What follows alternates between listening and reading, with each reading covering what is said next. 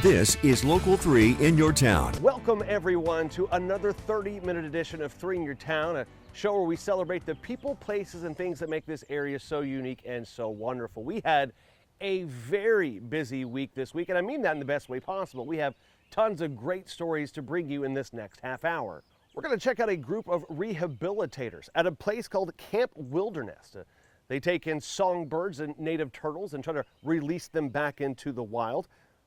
Also, a quick history lesson about something called Bagwell City. You might have seen that if you've been cruising around Chattanooga, and you might have asked yourself, what the heck is Bagwell City? Well, we'll answer that, as well as answering the age-old question, what the heck is an Amnicola, as in Amnicola Highway? We have a few outdoor options for you, whether it's the steepest climb in the state of Georgia or an interesting rock outcrop in Alabama. But before we get to those stories, have a great story about a guy named Bob Anderson. All right, so Bob Anderson is smarter than the average bear. He's been a musician his entire life, so he's taken his two passions, creating things and music, and he's put them together to invent a new musical instrument. For his entire life, Bob Anderson has loved to play music. I actually took cello lessons from Jim Stroud, who at the time was the principal cellist in the symphony and the cello professor at UTC. I took lessons from him for 10 years. I said if I had any talent, I'd be pretty good, but... Don't be fooled by his self-deprecating humor. For his entire life, Bob has been good at it. So good, in fact, that he created his own instrument. I say it's the first, only, and probably last bottle harmonica that will ever exist. Bob first played bottles at a junior high school talent show 70-some-odd years later. With some help from his career as an engineer, his bottle-blowing craft has evolved. It is played, each rack of bottles is played through a mouthpiece that has a hole for each bottle. And with some tubing, the air that you blow into it comes out across the top of a bottle. And they're all tuned to go up the scale. That's a very poor rendition of Holy, Holy, Holy. But there are 110 bottles in total that cover 4 octaves from F2 to F6. Holding it all together, 896 screws spread across these 4 racks. It took me 14 months to put it together. And my wife thought she was a widow at that time because I was spending 6 to 7 hours a day, 6 days a week in the shop. But it took 14 months to get through this. Now, at age 90, Bob is thinking about the future of his invention. He hopes to bestow it upon someone who can appreciate its uniqueness. And I'm looking for somebody who would like to have this and see what they can do with it. But if I don't find anybody, the alternatives I've come to live with it, it's going to go to the dump. I had a lot of fun building it, but I really would like to have somebody have the fun of playing it and learning how to play it, and there's all kinds of music you can play on it. That's what it sounds like. Other than my grandson showed me that it's good for this.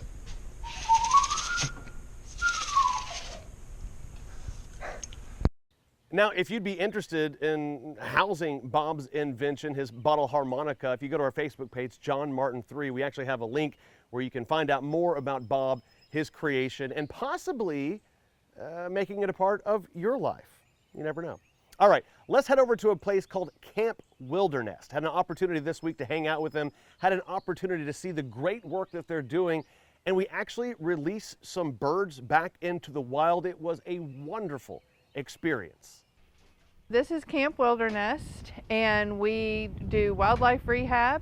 Our focus is songbirds, native turtles, small mammals. Just off of Highway 58 in Hamilton County, there's a group of animal rehabbers dedicated to the health and well-being of some of this area's most necessary creatures.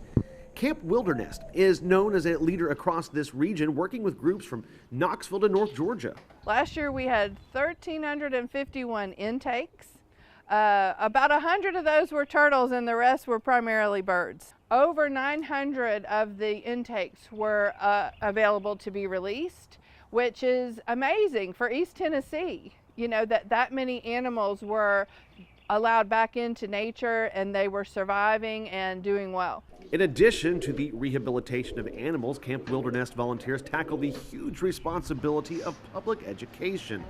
trying to correct decades-old misnomers. Yeah, the idea that if you touch a young animal that the family won't take it back is totally untrue. After a storm, we get a lot of calls. People will find birds that have fallen out of a nest. We can sometimes help people re-nest them. They never have to even come here. We can walk them through it over the phone.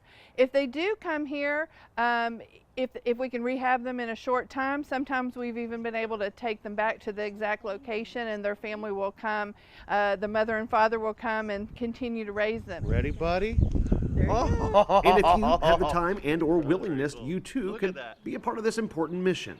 Yeah, especially if the person who found the turtle or bird can come back and be part of that release. I think it's just this full circle feeling for them. They're always looking for volunteers. Again, we have a link to Camp Wilderness on our Facebook page. There's a theme there. Just go to our Facebook page. All the stories are there. Okay, now I know we did this last week. Lorenzen Family Farms. Last week was kind of a rehash of what they've been doing. This week, had the opportunity to drive up to beautiful Ray County, the Netherlands of the area, and check out what 2022 looks like in their tulip fields. And I tell you, it's remarkable. All it needs is a windmill and perhaps a low dike or so, and we'd be in the Netherlands. No need to book a flight to Amsterdam. Just a quick drive up Highway 27 should scratch that tulip tickle. It was a nice drive, beautiful day, good friends, and we were out doing something fun, so we thought we'd come by here. This year, the fine folks at Lorenzen Family Farm tripled the beauty amongst their fields. Well, last year we did 20,000. This year we upped it to 60,000 tulip bulbs. We had just had such an enormous response. Of course, there are a variety of reasons people are making their way to Ray County to see this field. Last year they brought flowers to their mother or brought flowers to, their neighbors, and then just have requested to come out to the farm to be able to see it for themselves. Some of them are dragged here, probably. But the ones that really enjoy it, there's something about the color and the beauty, and I guess it's innate in all of us. We just like to see beauty in nature, and I don't know. I mean, why did Picasso paint about it? I guess there's something there. Plans are already in place to expand the tulips once again. We're going to go. We are. We're going to have 100,000 tulip bulbs in that field over there. Next year. So we're going to go to 100,000. What I told my wife was we're farming until we go bust. But for now, a trip to Dayton is a wonderful way to spend the day. Come over for the whole day to Ray County. Come by here, get you something to eat at some of the nice restaurants, stroll downtown, look at the old courthouse. It's just a nice place to be. And if you're looking to make plans, I would recommend going sooner than later. About mid-April is when tulip season kind of peters out. So go ahead and make your plans to head up Highway 27 to beautiful Ray County. All right, after the break, we have a couple of outdoor options for you if you're feeling a little bit adventurous. We take a hike up Georgia's steepest hike. Oh my goodness gracious, this one will burn your glutes. Also, we're going to show you the southern end of the Appalachian Mountains as we discover the Cherokee Rock Village. Stick around.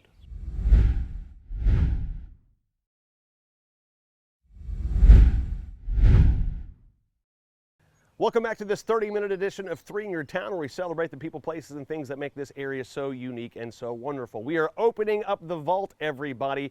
We are taking a hike up the George W. Disney Trail. It's just outside of Dalton. Had an opportunity to do this, I guess a little while ago, because you'll notice I don't have a beard in it. Still though, still beautiful today. You should go check it out. Here's a little preview of it. This is the George W. Disney Trail in beautiful Dalton, Georgia. By all accounts online, this is one of the more challenging trails in all of North Georgia, not for its length, but apparently the steepness is what has most people going, whew, that was a tough one. So here we are to find out if it really is, whew, a tough one. For more than 100 years, this trail has been hiked by locals and regional enthusiasts.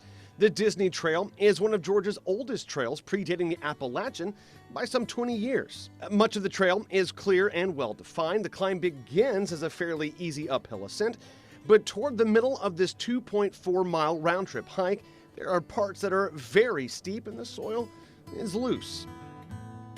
Between the native deciduous bushes and trees, you begin to make out how high you've climbed, inspiring you to push through any soreness that has begun to set in. All right, in this instance, everything you read online is true, at least when it comes to this trail. This is one of the steepest trails I've been on east of the Mississippi. And then to add insult to injury, I gotta like scale a rock here. At this point in the day, it just seems insulting. The rock outcrops appear as you've gained an elevation of about 750 feet upon Rocky Face Mountain, allowing you to enjoy the views of Whitfield County. Okay, so this makes all that hiking, that steep elevation, absolutely worth it. The views here of North Georgia are just seemingly endless.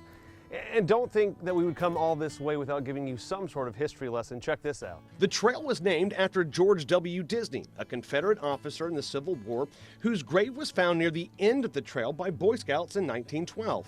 His death came during the Battle of Rocky Face in May of 1864. The Boy Scout troop who made the discovery restored the grave and cleared access to the site. There is also an outdoor memorial chapel on the summit, allowing you to reflect and catch your breath before heading back down this enjoyable and exhausting adventure in Northwest Georgia. Strenuous, yes. Rewarding, yes. And it's right around the corner from Dalton, so plenty of fun things to do down there. You can have a drink, get something good to eat, and just check out the wonderful things going on in the Peacock Alley. All right, let's head to North Alabama on the southern end of the Appalachian Mountains. There's something called the Cherokee Rock Village. Absolutely unique. Had a chance to check this out, and now we're sharing it with you. We're at Cherokee Rock Village. Rock climbers call this the climbing mecca of the Southeast. This rock outcropping atop Alabama's portion of Lookout Mountain has been known by many names over the years, including Cherokee Rock Village, Little Rock City, and Sand Rock. It is believed to have been of ceremonial importance to Native Americans. Well, we have a unique rock formation here, and the reason they call it Rock City is because when you get to walking in the crevices in the rocks, you look up at, you can imagine somebody 100 years ago looking at it, and it looks like a rock city up here. And locally, that's what it's always been called, is Little Rock City. Now, when it was made into a park, I think some of the local people was afraid about any sort of trademark infringement with Rock City in Chattanooga, so they named it Cherokee Rock Village. It's taken work from corporations, nature conservancies, and local officials to turn this piece of land into the jewel that it is today. In 1974, this was a pine plantation. It was owned by Georgia Craft, and some local citizens got together and approached Georgia Craft about donating it to the county. Over the years, the park has expanded. Presently, we're at 358 acres. We have hiking trails here in addition to the mountain climb, the rock climbing. We have picnic areas. It's a great campground right here. Everything we have is primitive, but the people that come here seem to like that. Most of the climbers, they just want two trees to hang a hammock between, and they're happy after that right there. A peaceful place now. It's almost hard to believe that just a few short years ago, folks would be taking a pretty big risk to enjoy these views. They made a movie called Failure to Launch with Matthew McConaughey, and at the time, the county paved the road to go up here. And so when the movie was finished, the road was still paved, but there was no structure or anything up here, and there were people living up here and doing all kinds of things. And so climbers that came from out of town sometimes had conflicts with local people, but it was not a very safe place to bring families and things like that. And so part of the reason people like this so much now is because they remember what it was like in those old days. For either the hiking and climbing, the horseback riding trails, or simply to admire the beauty, Cherokee Rock Village has what you're looking for. An easy drive down there, a beautiful drive down there, and you'll have a heck of a lot of fun. All right, after the break, history time, everybody. Have you ever seen the sign to Bagwell City as you're cruising around Chattanooga? Well, we're going to explain that. That's coming up after the break.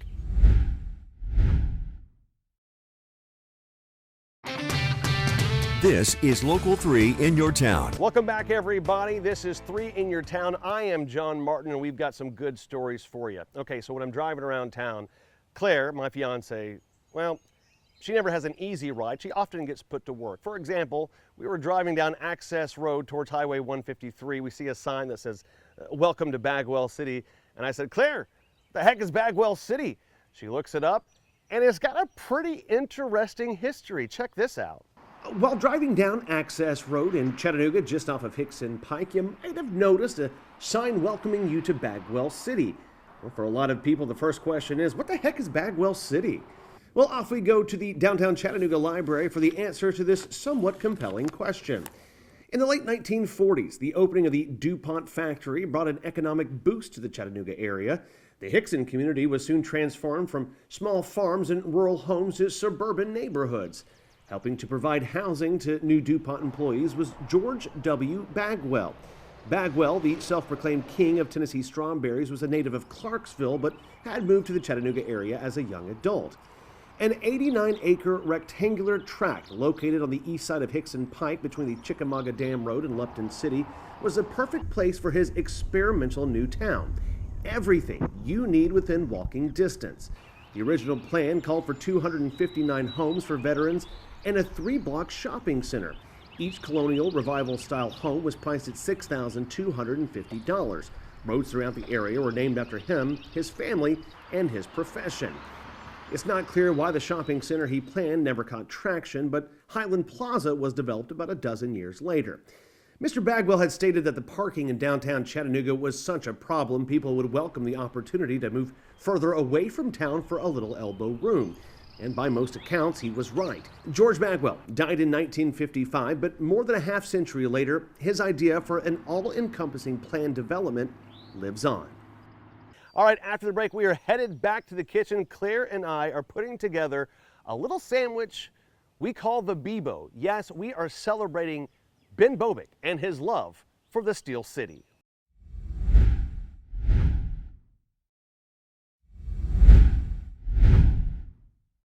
In case you don't know, everyone, Ben Bobick, sports reporter for Local 3 News, is a treasure. Guy works harder than seriously anybody that I know in his profession. So when he came back from Pittsburgh, when he came back from Asheville, we said, well, we got to do something to recognize his hard work and his allegiance to the Steel City. So we took a recipe from Pittsburgh, put a little twist on it, and we present it to you now, the Bebo. Hello there, and welcome back to the kitchen. My name is John. This is Claire. Say hi, Claire. Hi, Claire. Oh, my goodness gracious. Today is an homage meal. Let me explain. Claire and I have been watching a little bit of basketball. Yeah, we're Mocs fans. Of course we're Mocs fans. And, of course, you're Mocs fans. And so you've been seeing our own Ben Bobick traveling across from Asheville to Pittsburgh and everywhere in between, covering our dear Mocs. Well, the Mocs season might be over, but Ben Bobick's coverage lives on. We are putting together a Pittsburgh sandwich for him because of all the hard work that he put into the last month of basketball coverage. That's so kind of you. I'm a kind guy, everybody. This, my friends, is one of Pittsburgh's most favorite sandwiches, and we're naming it the Bebo. Let's get started.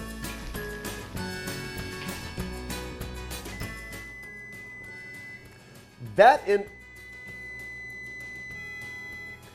indicates that one of our things is done. French fries. We're actually going to put French fries on top of our sandwich here. That's one of the ingredients, and well, very good.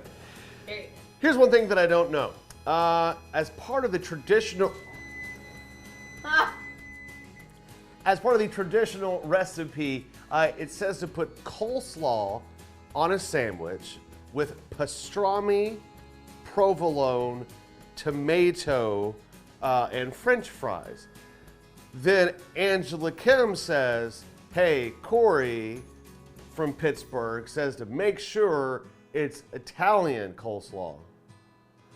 I don't know what that means. I'm not going to bother with those SMS rates. So I'm just going to go ahead and add. Instead of looking up what it might be, we guess at the grocery store. By we, I mean John. Yep, and we're going to add some Italian dressing, just a little bit, to the coleslaw. And that, in my head, Italian coleslaw. Italian coleslaw.